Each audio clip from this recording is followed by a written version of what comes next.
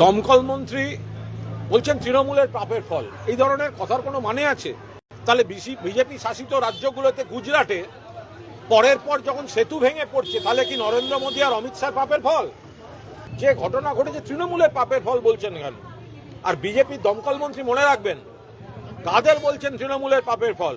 কলকাতা শহরের মেয়র যিনি ছিলেন, পুরো নগর উন্নয়ন মন্ত্রী যিনি ছিলেন, তিনি এখন ভালো তৃণমূল সেজে আপনাদের দলের কোলে দোল খাচ্ছেন। আপনাদের বলার থাকলে তার সঙ্গে কথা বলুন। কলকাতার বুকে যে আবার ভয়াবহ মৃত্যুর ঘটনা ঘটলো, আমরা গভীর শোক প্রকাশ করছি এবং পাশাপাশি এই ঘটনার অনভিপ্রেত, অবাঞ্ছিত, অপূরণীয় ক্ষতি পরিবারগুলির, এবং এর জন্য যারা দায়ী, যারা দোষী, তাদের কড়া শাস্তি পাওয়া উচিত। এটা রাজনীতি করার বিষয় নয়, কঠোরতম শাস্তি পাওয়া উচিত।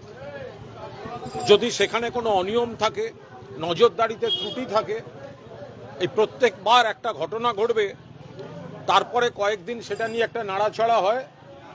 এর আগেও তো শুনলাম একটা কমিটি গঠন করা হয়েছিল, যে হতে পারে যাদের সময় হোক, আমাদের সময় হোক। সেই কমিটির সদস্যরা তারপর কি করলেন, সেই কমিটির রিপোর্ট তার কি হলো? কমিটির সদস্য যারা ছিলেন বলে শোনা যাচ্ছে, তার মধ্যে তো ফিরহাদ হাকিম ছিলেন, অরূপ বিশ্বাস ছিলেন, জাভেদ আহমেদ খান ছিলেন, কেউ প্রাক্তন মেয়র, কেউ প্রাক্তন পুরমন্ত্রী, কেউ আবাসন মন্ত্রী,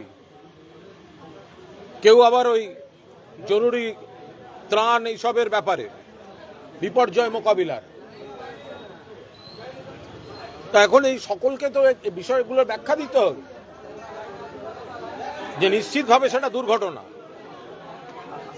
কিন্তু যেটা আমরা তারাপীঠেও দেখলাম, আগুন লাগলো, কিন্তু মানুষগুলোকে একটুখানি সতর্ক করে তুলে আনার ব্যবস্থা করা গেল না।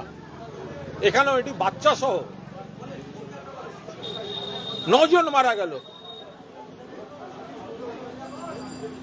এত ঘন ঘন 18 জনের মৃত্যু আগুনে, একই ঘটনা।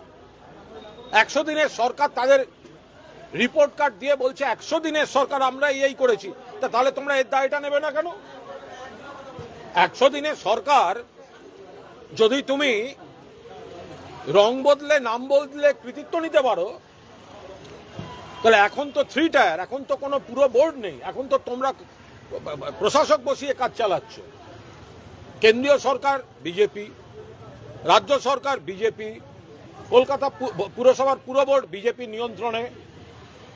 যারা যারা এ ব্যাপারে প্রাক্তন মেয়র বলুন, প্রাক্তন মন্ত্রী বলুন, তারা এখন ভালো তৃণমূল হয়ে বিজেপির কোলে দোল খাচ্ছে। তাহলে তৃণমূলের দিকে আঙুল তুলছেন কেন? এটা রাজনীতি করার জায়গা নয়।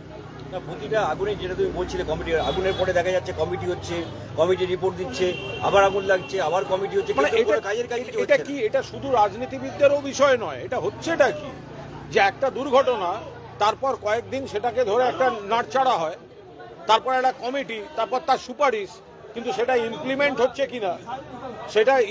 হচ্ছে কিনা, তার কোনো মনিটরিং, তার কি ব্যবস্থা।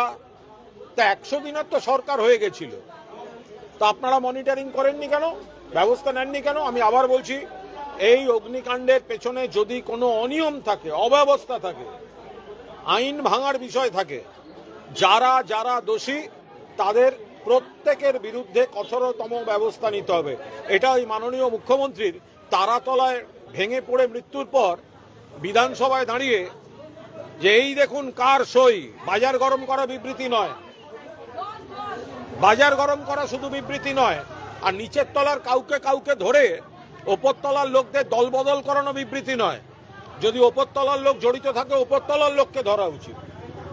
হোটেল মালিক, কেএমসি, যার এই আগুন নেই, হোটেল মালিক, কেএমসি, পুলিশ, দমকল সবাই বিরুদ্ধে অভিযোগ উঠছে যে এদের মধ্যে টাকা পয়সার লেনদেন হয় বলে কি পরিস্থিতি এই নারকীয় পর্যায়ে পৌঁছেছে পরিস্থিতি। দেখুন, এটা এক বাক্যে উত্তর দেওয়া অসম্ভব। এই ধরনের অগ্নিকাণ্ড অন্য, শুধু এ রাজ্য নয়, অন্য রাজ্য, ডবল ইঞ্জিন সরকারের রাজ্যেও ঘটেছে, বিজেপি শাসিত রাজ্যেও ঘটেছে। ফলে ঠিক কে দায়ী, কার জন্য ঘটেছে এভাবে বলা সম্ভব না। কিন্তু যেভাবে বিজেপির কোনো নেতা বা নেত্রী, বিশেষ করে মাননীয় পুর নগর উন্নয়ন মন্ত্রীকে দেখলাম, তিনি আগের সরকারের কথা বলছেন। আরে আগের মেয়র আর আগের পুরো নগর উন্নয়ন মন্ত্রী তিনি তো ভালো তৃণমূল হয়ে আপনাদের দলের কোলে দোল খাচ্ছেন। তিনি তো বিধানসভায় আপনার বাজেটে বলছেন আমাকে বিরোধী ভাবছেন কেন, আমি তো আপনাদের হয়ে বলছি, আমাকে জোর করে বিরোধীর দিকে বসিয়ে দিচ্ছেন। তাহলে আঙুল তুলছেন তৃণমূলের দিকে কেন? প্রাক্তন মেয়র, প্রাক্তন পুরমন্ত্রী, যাদেরকে আপনারা ভালো তৃণমূল বলে নিজেদের কোলে বসে দোল খাওয়াচ্ছে নতুন সরকার, তো তাদের সঙ্গে কথা বলুন, গলত থাকলে তাদের বিরুদ্ধে ব্যবস্থা নিন। একটা কথা হচ্ছে যে স্থানীয় বিধায়ক হচ্ছেন নয়না বন্দ্যোপাধ্যায় এবং এই ওয়ার্ডটি সম্ভবত স্বর্ণকমল আর সন্দীপন সাহাদের ওনাদের।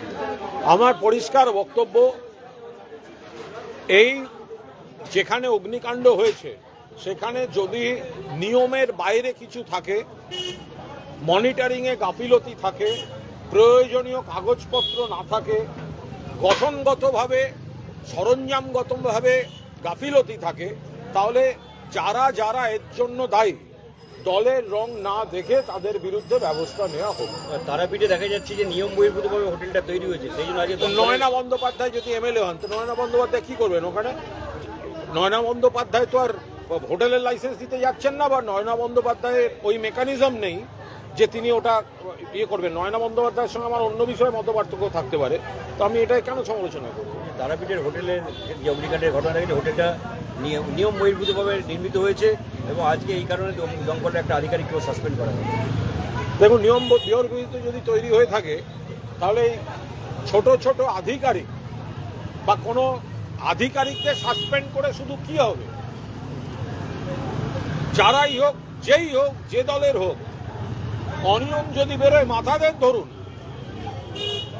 আপনি কালি ধরবেন, দোয়াতকে ধরবেন না, কি করে হবে? এগুলো শুধুমাত্র কথার কথা রাজনীতি হয়ে থাকবে যে আমি একটা আধিকারিক বা এমন কাউকে ধরলাম, তাতে একটা অন্য কোনো বড় মাথা চাপে পড়ে গেল এবং সে দলবদল করে আমার সুবিধা করে দিল। এই ঘটনাগুলো, এই মৃত্যুগুলো যদি রাজনীতির দলবদলের মিসড কলে পরিণত হয়, এদের এই দেখছি দেখবো কাউকে ছাড়বো না, তাহলে কি করে হবে? এক একটা করে ঘটনা ঘটবে, প্রথম কদিন হইচই হবে, তারপরে একটা কমিটি গঠন হবে, সবাই নড়ে চড়ে বসবে, তারপরে সেই কমিটির কি সুপারিশ হলো, কে মনিটর করলো, কারা নজরদারি করলো, তার কোনো হিসাব থাকবে না। আবার একটা ঘটনা ঘটবে, এটা কি করে হতে পারে? 100 দিনের সরকার রিপোর্ট কার্ড দিয়ে যখন উৎসব করছেন, তাহলে খারাপ ঘটনার জন্য মনিটরিং কেন ব্যর্থ?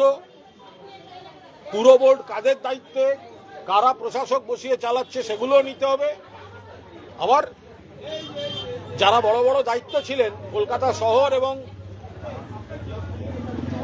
রাজ্যের পুরো উন্নয়নের, তারা ভালো তৃণমূল বলে পার পেয়ে যাবে, এটাও বরদাস্ত করা যাবে না। আরে এরা কি ভাই, কি হচ্ছে এখানে? দমকল মন্ত্রী বলছেন যে এটা তৃণমূলের পাপের ফল। দমকল মন্ত্রী বলছেন তৃণমূলের পাপের ফল এটা, কিন্তু আমরা দেখতে পাচ্ছি বাম আমল থেকে আরম্ভ করে তৃণমূল এই সরকারের আমলে এই কথাটা যে হচ্ছে তৃণমূলের পাপের ফল, এটা কে বলছে? দমকল মন্ত্রী। দমকল মন্ত্রী কি নাম তার? কিছু একটা নাম হবে, এখনো নামটাই প্রতিষ্ঠা করতে পারেননি দমকল মন্ত্রী হিসাবে। আচ্ছা, দমকল মন্ত্রী বলছেন যে তৃণমূলের পাপের ফল। তো তৃণমূল যে এখানে বিজেপির, এই ভাই একটু আসতে, একটু আসতে,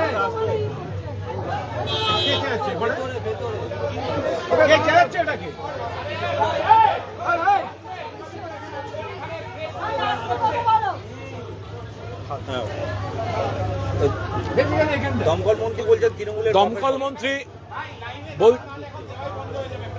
ও দাদা, দমকল মন্ত্রী বলছেন তৃণমূলের পাপের ফল। এই ধরনের কথার কোনো মানে আছে? তাহলে বিজেপি শাসিত রাজ্যগুলোতে, গুজরাটে পরের পর যখন সেতু ভেঙে পড়ছে, তাহলে কি নরেন্দ্র মোদী আর অমিত শাহ পাপের ফল?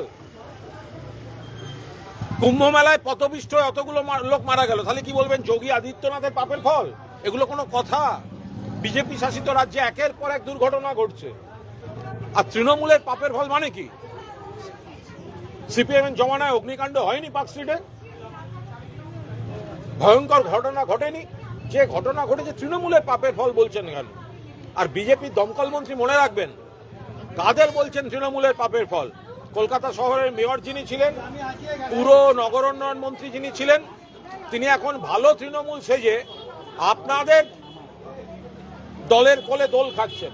আপনাদের বলার থাকলে তার সঙ্গে কথা বলুন। অনেকে সিএসসি কে গোটা ঘটনার জন্য দোষারোপ করছে। কে কি দোষারোপ করলো তার উপর দাঁড়িয়ে রাজনৈতিক মন্তব্য করবো না যতক্ষণ না স্পেসিফিক কিছু আসছে। এটা কে দায়ী? বাড়ির ওনার দায়ী, না সিস্টেম দায়ী, না বিদ্যুৎ সংস্থা দায়ী, মনিটরিং দায়ী, কে দায়ী? এটা আগে স্পেসিফিক করা হোক, তারপর সেটা নিয়ে যথাযথ একটা আনবায়াসড যেন একটা তদন্ত। আরেকটা কথা হচ্ছে যে ভিন রাজ্যের মানুষ ছিলেন, বাংলাদেশের মানুষ ছিলেন, মৃত্যু সবসময় খারাপ। এখন ভিন রাজ্যের বা ভিন দেশের আছেন, খুবই খারাপ। মৃত্যু মানুষের মানে খুবই খারাপ। কলকাতার ভাবমূর্তি কি ক্ষতিগ্রস্ত হচ্ছে? আর কলকাতার হোটেলে যদি আগুন লাগে এবং সেখানে যদি অন্য দেশের মানুষ মৃত্যু হয়, তাহলে কলকাতার এই অগ্নিকাণ্ডের খবর তো ইন্টারন্যাশনাল খবর হয়ে যাচ্ছে না?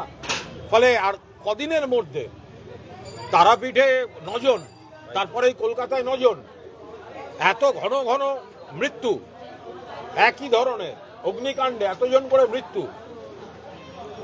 কারণ নিশ্চিতভাবে কলকাতা এবং বাংলার সম্পর্কে তো খুবই ইতিবাচক বার্তা যেতে পারে না। এতে বলছি যে শহরের একটা অভিজাত স্কুলে দেখা গেল সাপের দৌড়াত্ম। সাধারণত গ্রামের স্কুলে সাপের দৌড়াত্ম অনেক সময় দেখা যায়, কিন্তু শহরে বেশ বড় টাকা দিয়ে ভর্তি হওয়া স্কুলে সাপের দৌড়াত্ম এবং শৌচালয়ে মানে অ্যাটলিস্ট না, আপনারা নিশ্চয়ই এটা ব্রেকিং বলে চালাবেন না যে তৃণমূল সাপ ছেড়ে দিয়ে এসেছে। তো সুতরাং এ ব্যাপারটা আমার কিছু বক্তব্য নেই। একটা স্কুল, তাতে হঠাৎ কেন সাপ দেখা গেল, সে সাপ কোত্থেকে এলো, এটা তো অ্যাডমিনিস্ট্রেশন, স্কুল কর্তৃপক্ষ বা লোকাল যারা আছে বন দপ্তর তারা গিয়ে দেখবে। ওটা নিয়ে আমি রাজনৈতিক কি মন্তব্য করবো? সাপটা অ্যাটলিস্ট তৃণমূলের ঘাড়ে চাপাবেন না। আচ্ছা, 26,000-এর মেয়াদ বাড়াতে সুপ্রিম কোর্টে আবেদন করলো এসএসসি এবং মধ্যশিক্ষা পর্ষদ। 26,000 নিয়ে যে 31 নিশ্চয়ই, কারণ সেটা তো মেয়াদ, মানে তাদের তো এত অনিশ্চয়তায় তারা পড়ে গিয়েছেন, তো নিশ্চিতভাবে তাদের যদি মেয়াদ বাড়াতে আবেদন করে থাকেন, মানবিকতার সঙ্গে এটা বিবেচনা করা উচিত। একটা মহুয়া মৈত্রের বিরুদ্ধে গ্রেপ্তারি পরোয়ানা কৃষ্ণনগর আদালতে, যে ধর্মের অবমাননা, সেনাবাহিনীর অবমাননা, এইসব নিয়ে মামলা হয়েছে। মহুয়াকে টার্গেট করা হয়েছে, কয়েকজনকে তো টার্গেট করা হয়েছে, তৃণমূলের কর্মী নেতাদের তো টার্গেট করা হয়েছে। ফলে এটা তো একদম রাজনৈতিক অভিসন্ধিমূলক করে এই ধরনের মামলাগুলো করা হচ্ছে। এইসব করে মহুয়া মৈত্রকে বা তৃণমূল কংগ্রেস বা মমতা বন্দ্যোপাধ্যায়ের সৈনিকদের কণ্ঠরোধ করা যাবে বলে যারা ভাবছেন ভুল ভাবছেন। বলছি 28শে অগস্ট নিয়ে তো শুক্রবার দিন শুনানি রয়েছে, ওটা একটুখানি বলে দিন আপনারা। লালবাজারও গেছিলেন না, আমরা তো 28শে অগস্ট আমরা মেয়র রোডেই করতে চাই। মমতা বন্দ্যোপাধ্যায়ের নেতৃত্বে তৃণমূল ছাত্র পরিষদ, তারা প্রত্যেকবারের মতো যে প্রতিষ্ঠা বার্ষিকী পালিত হবে, আমরাই সবার আগে আবেদন করেছি। আমরা আজকে লালবাজার গেছিলাম, পুলিশ কর্তাদের সঙ্গে কথা হয়েছে, সামনে কোর্টে শুনানিও রয়েছে। ফলে আমরা ন্যায্য তো আগের বারও 21শে জুলাইও আমাদের মেয়র রোড পাওয়ার কথা ছিল, সেটা দেওয়া হয়নি। তো এবার আমরা আশা করছি যে নিরপেক্ষভাবেই দেওয়া হবে, কারণ যারা চাইবে তারা তো প্লাস্টিকের চেয়ার ভরাতে পারবে না, জনসমুদ্রটা তো থাকবে এদিকে। তো সুতরাং যারা প্লাস্টিকের চেয়ার ভরাতে পারে না, তারা বড় বড় জায়গা নিয়ে করবে। আর একটা জিনিস বলে রাখি, আজকে রাজ্য মানবাধিকার কমিশনে আমাদের একটি প্রতিনিধি দল মমতাদির নির্দেশে আমি, বৈশ্বনাথ চট্টোপাধ্যায়, শুভাশিস চক্রবর্তী এবং রত্নাসুর আমরা গেছিলাম। বিস্তারিত আলোচনা হয়েছে এই যে ডিম মারা, ভিত্তিহীন মামলা দিয়ে তুলে নেয়া, ভুয়ো কেস দিয়ে তুলে নেয়া, কেস দেব বলে ভয় দেখানোর জন্য থানায় ডাকা, লক আপ ডেথ, রাস্তাঘাটে তৃণমূল নেতা কর্মীদের উপর হামলা, এই সমস্ত যাব, তারপরে ওই যে কোনো জায়গায় কোমরে দড়ি দিয়ে হিউমিলিয়েট করার জন্য ঘোরানো, এই সমস্ত নিয়ে বলা হয়েছে। দীর্ঘ আলোচনা বা শুনানি যাই বলুন সেসব হয়েছে, এবং মাননীয় মানবাধিকার কমিশন তার চেয়ারম্যান অবসরপ্রাপ্ত বিচারপতি আইপি মুখার্জি, তিনি যে নির্দেশনামা দিয়েছেন, অন্তর্বর্তী একটি নির্দেশনামা তিনি দিয়েছেন, তাতে রাজ্যের ডিজি, রাজ্য পুলিশের ডিজি এবং কলকাতার পুলিশ কমিশনারকে বিশেষভাবে কড়া ভাষায় বলা হয়েছে মানবাধিকার লঙ্ঘিত হয় এমন কোনো কাজ যাতে না হয়, সেটা সুনিশ্চিত করার জন্য।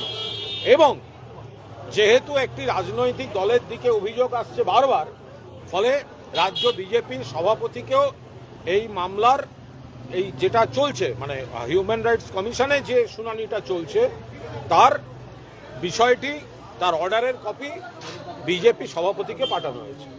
অভিষেক বন্দ্যোপাধ্যায়ের অ্যাকাউন্ট ফ্রিজ করার সঙ্গে সঙ্গে ক্রেডিট কার্ডও মানে বন্ধ করে দেওয়া হয়েছে যাতে উনি ব্যবহার করতে না পারেন। দেখুন, এটা একেবারে কাউকে নিশ্চিতভাবে টার্গেট করে নিয়ে কীভাবে তাকে ডিস্টার্ব করা যায়, ঘেরার চেষ্টা করা যায়, সেইগুলো দেখা যাচ্ছে। বাকি আইনি বিষয়টা আমি বলতে পারবো না, আইনি বিষয়টা আমার পক্ষে বলা সম্ভব না, আমি বলতে পারছি না।